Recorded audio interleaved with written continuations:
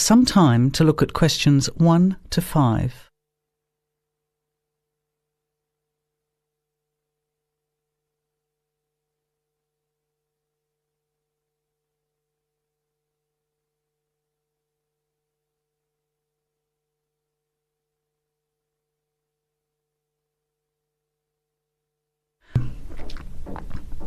Listen carefully to the conversation and answer questions 1 to 5. Hi Andrea, how are you feeling now that exams are over? It's fantastic to have finished, isn't it? And to sleep in every morning. What about you? Well, I've been catching up on sleep too, but I've got a lot to do before I leave for England. Perhaps you could give me some advice.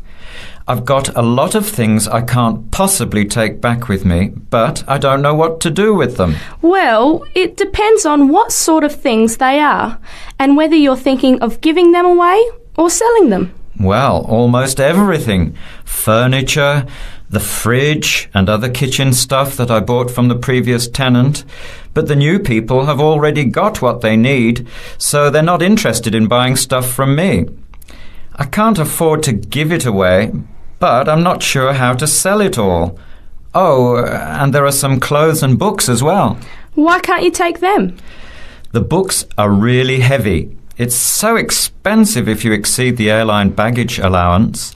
And the clothes just won't all fit in my suitcase. It's amazing how much stuff I've accumulated since I've been here. Anyway, I don't think I'll need as many summer clothes in England as I have here in Australia. I see. Well, there are several alternatives. First of all, you could put up notices around the university about the books. You know, on the notice boards in the Student Union building and in the economics department. Anywhere second and third year students will see them. People are always keen to buy cheap textbooks. OK, what should I say on the notices? Just put the titles, authors and price you want, your name of course, and maybe put your phone number on those little tear-off tags. That's a good idea. And what about the furniture? You could try doing the same thing, but usually students are away all summer, so they don't want to buy furniture now. Another place to try might be a second-hand shop. Someone from the shop will usually come around and give you a free quote, and then you can decide. But you don't usually get much money for that sort of stuff. Before you hear the rest of the conversation, you have some time to look at questions 6 to 10.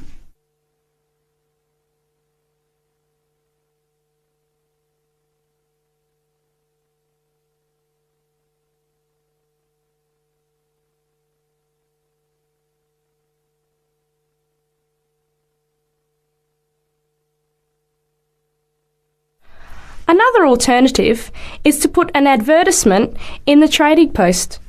Do you know that paper? It comes out every week advertising things people want to sell.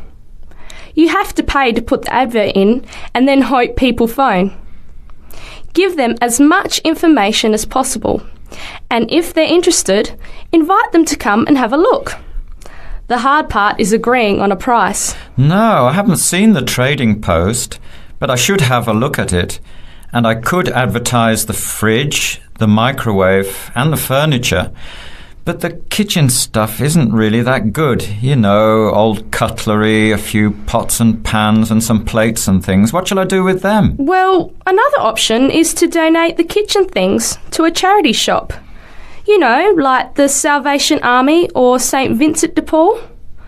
Why don't you get a second-hand shop to give you a quote first? Yes, I could do that. Find out how much they'll give me and then decide whether to sell them or give them away.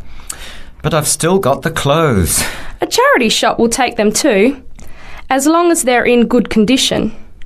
And even though you don't get any money, at least you know that someone who really deserves some help has benefited. That's a good point. I'll advertise the expensive stuff, the furniture, and donate the clothes and kitchen stuff. Let's go and buy a Trading Post and you can help me write the advert. Well, actually, I'm interested in buying the fridge and the microwave. Depending on the price, of course. OK, let's see how good you are at bargaining. That is the end of part 1. You now have half a minute to check your answers.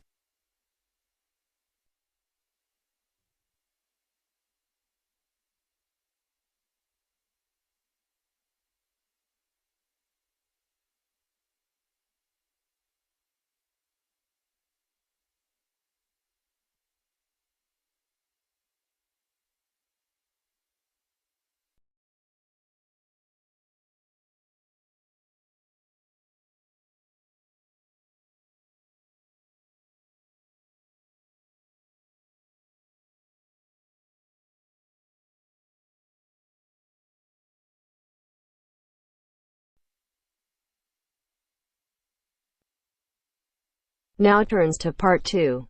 Part 2. You'll hear a radio program on the process of making beer. First, look at questions 11 to 14.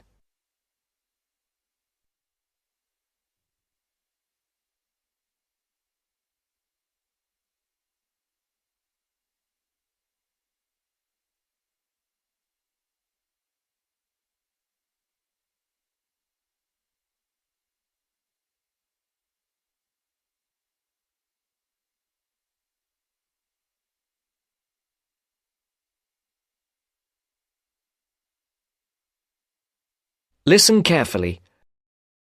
Hello and welcome to Gourmet Evening, and this week we're looking at the world's popular beverage, a great favourite today, beer. And in the studio to tell us all about it is Clark Maxwell. Beer is one of my personal favourite beverages, and I've got a number of facts, tips and trivia about beer to share with you. So, who invented beer and when? What is beer made of? Actually, historians are not entirely sure when beer was invented, but they guess that beer was created accidentally by early nomadic tribes roughly 10,000 years ago. The 4 primary ingredients are malt, hops, yeast and water. Malt, which gives the beer a sweet taste, is made from barley soaked in water until its husks open and sprout. The sprouts are then dried and crushed. The small flowers of the hops vine are added partly because they taste bitter, helping balance the sweetness of the malt. Hops prevent the growth of bacteria that can spoil beer. Yeast is responsible for fermentation, which creates the alcohol and carbonation. Beer makers sometimes use additives or substitutes for malt or hops. Substitutes such as corn or rice can make a beer lighter or cheaper to produce. Before the broadcast continues, look at questions 15 to 20.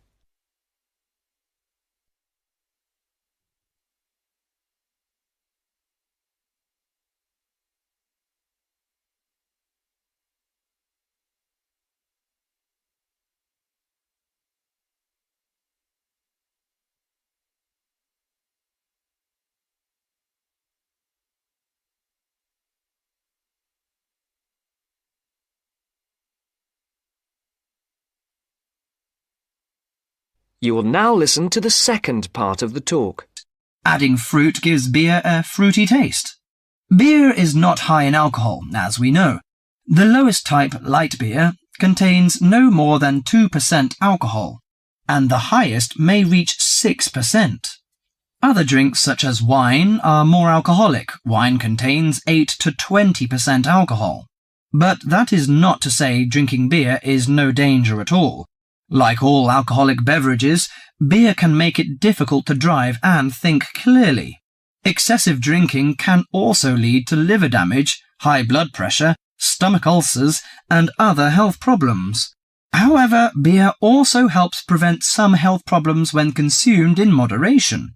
Beer contains a moderate number of vitamins and minerals. Studies have shown that small amounts of alcohol can reduce the risk of heart disease. Beer also contains selenium, a mineral that promotes bone growth and helps reduce the risk of osteoporosis. I suppose many of you think beer can give you a beer belly, but you are mistaken. Genes determine how fat is deposited. No food or drink can create fat deposits in specific areas of the body. As with all foods, the more calories you consume, the more likely they are to be stored as fat and cause weight gain. Beer contains no fat and averages 150 calories per serving. Well, one more thing. Pay attention to the storage and containers of beer. They will affect its taste. It's a mistake that the taste of beer improves with age, like that of some wines. Beer is a food product that will eventually become stale. It should be stored in a cool, dark location before consumption. And the colour of a bottle can influence the flavour. Brown bottles block out light that reacts with the hops, which could damage the flavour. Green or clear bottles provide little or no protection from light damage.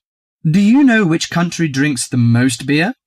Although Britain is even on the list of big consumers, actually the Czech Republic consumes the most beer, at 156 litres per person per year, followed by Ireland and Germany. That is the end of part 2. You now have half a minute to check your answers.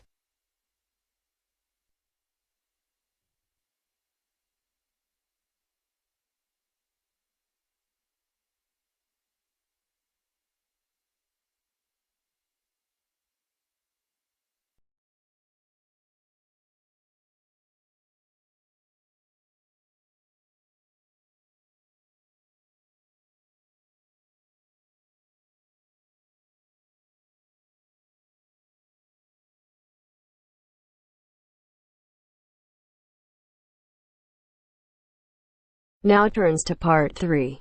Part 3. First, you have some time to look at questions 21 to 26.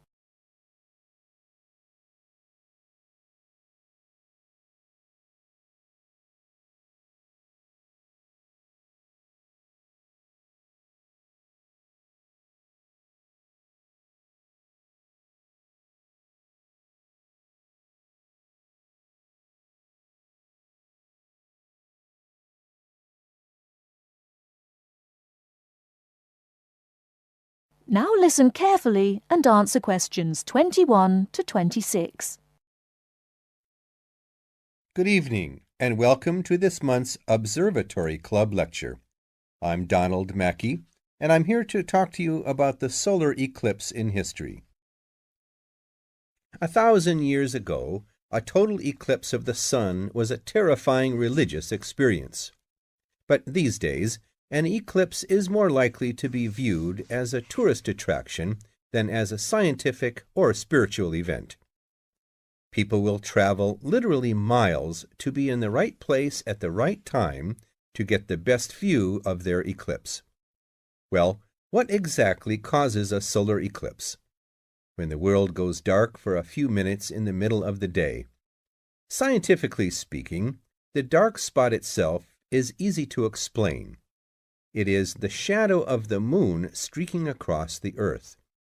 This happens every year or two, each time along a different and, to all intents and purposes, a seemingly random piece of the globe. In the past, people often interpreted an eclipse as a danger signal heralding disaster, and in fact, the Chinese were so disturbed by these events that they included among their gods one whose job was to prevent eclipses. But whether or not you are superstitious or take a purely scientific view, our earthly eclipses are special in 3 ways. Firstly, there can be no doubt that they are very beautiful. It's as if a deep blue curtain had fallen over the daytime sky as the sun becomes a black void surrounded by the glow of its outer atmosphere. But beyond this, total eclipses possess a second, more compelling beauty in the eyes of us scientists, for they offer a unique opportunity for research. Only during an eclipse can we study the corona and other dim things that are normally lost in the sun's glare. And thirdly, they are rare. Even though an eclipse of the sun occurs somewhere on Earth every year or two, if you sit in your garden and wait, it will take 375 years on average for one to come to you. If the moon were any larger, eclipses would become a monthly bore. If it were smaller, they simply would not be possible. The ancient Babylonian priests, who spent a fair bit of time staring at the sky, had already noted that there was an 18-year pattern in their recurrence, but they didn't have the mathematics to predict an eclipse accurately. Before you hear the rest of the talk, you have some time to look at questions 27 to 30.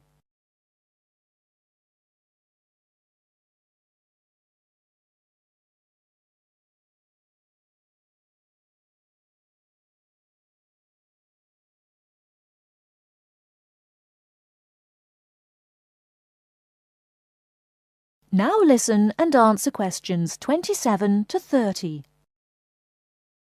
It was Edmund Halley, the English astronomer, who knew his maths well enough to predict the return of the comet, which incidentally bears his name, and in 1715 he became the first person to make an accurate eclipse prediction.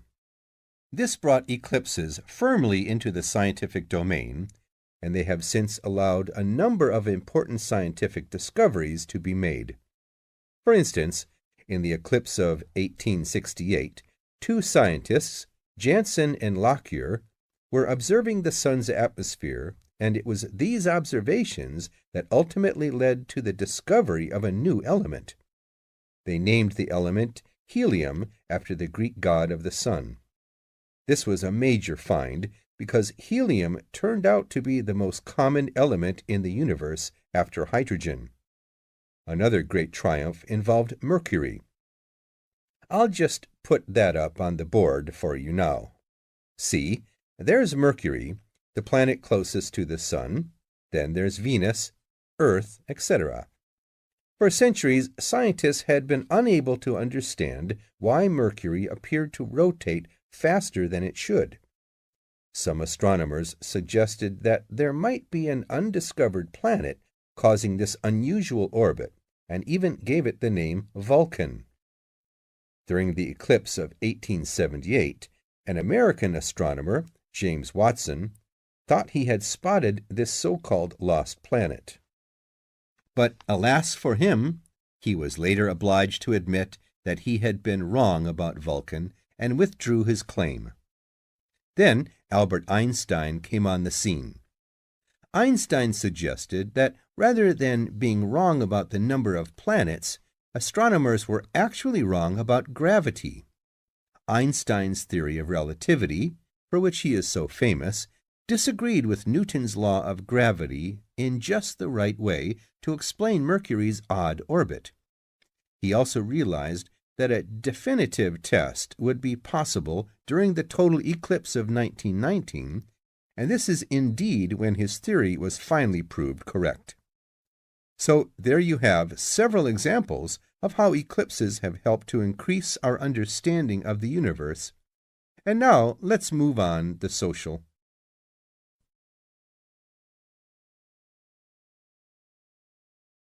That is the end of part 3.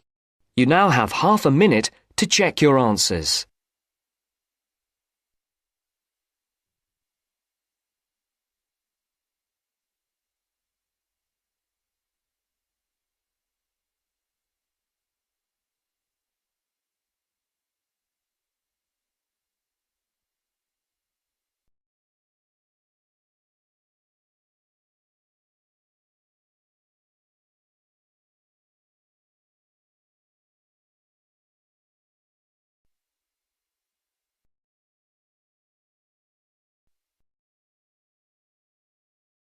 Now turns to part 4.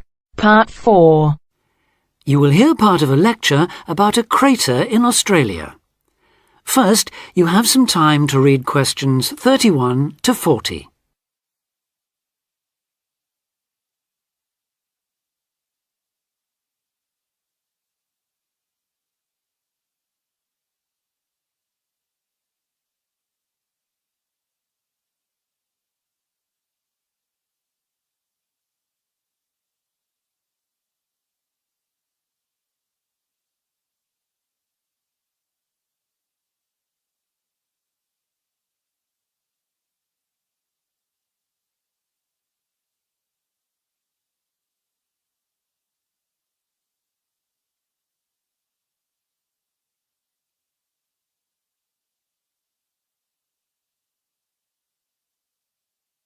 Now listen carefully and answer questions 31 to 40.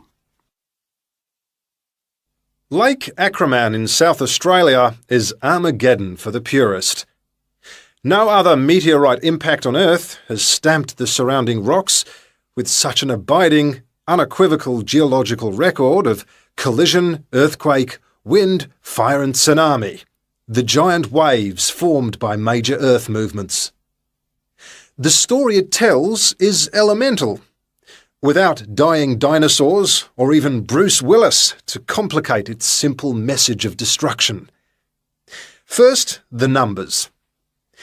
About 590 million years ago, a rocky meteorite more than 4 kilometres across and travelling at around 90,000 kilometres an hour slammed into an area of red volcanic rock about 430 kilometres northwest of Adelaide.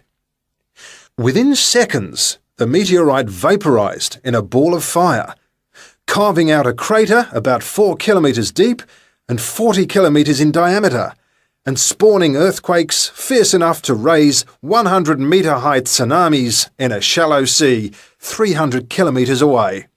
Ancient, stable and unglaciated, the bedrock of Australia preserves some of the most photogenic impact craters in the world. Acraman is not one of them. 500 million years of erosion has taken its toll. A salt pan surrounded by low hills is all that remains to mark the site of the cataclysm. The true nature of the place dawned on geologist George Williams of Adelaide University in 1979. Gazing at a sheaf of newly acquired satellite images, he saw the small circular shape of Lake Acraman surrounded by a ring of faults and low scarps 40 kilometres across, and an outer ring twice this size. A year later, he made it to the site. On islands near the centre of the lake, Williams found bedrock shattered in a conical pattern that experts consider a sure sign of a meteorite impact. Except for a crater, which had long since eroded, the area was a textbook example of an impact site. In 1985, further intriguing evidence turned up. Vic Gostin, another Adelaide geologist, had been studying a thin band of fragmented red volcanic rock in 600-million-year-old shale in the Flinders Ranges, more than 300 kilometres east of Acraman. To his bewilderment, the volcanic chunks turned out to be 1 billion years older than the shale. Where had they come from? Comparing samples, Gostin and Williams found that their rocks were identical. The red rock in the Flinders Ranges had been blasted there from Acraman. Later, the same material turned up at sites 500 kilometres from Acraman.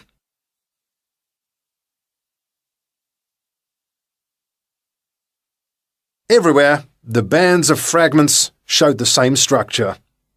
Coarse pebbles at the bottom, then a cocktail of silt and sand, then layers of increasingly fine sand, distorted on top into a wavy, scalloped pattern.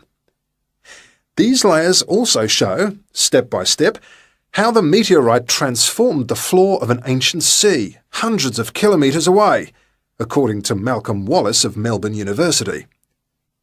First came the earthquake. Travelling at about 3 kilometres a second, shock waves arrived offshore within a minute or two of the collision, stirring up the water with clouds of silt as the seabed shook. Then shattered rock from the explosion arrived by air.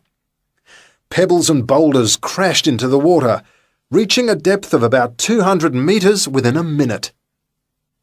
One day they would become the lower band of the Flinders Rock. Sand took up to an hour to come to rest, finally bedding down with the silt that was also now settling on the sea floor, as the effects of the earthquake died away. This mixture would eventually form the next layer. About an hour after the meteorite's impact, huge waves rolled in, leaving the ripples on the surface that later hardened into rock. Clear as mud is not an oxymoron.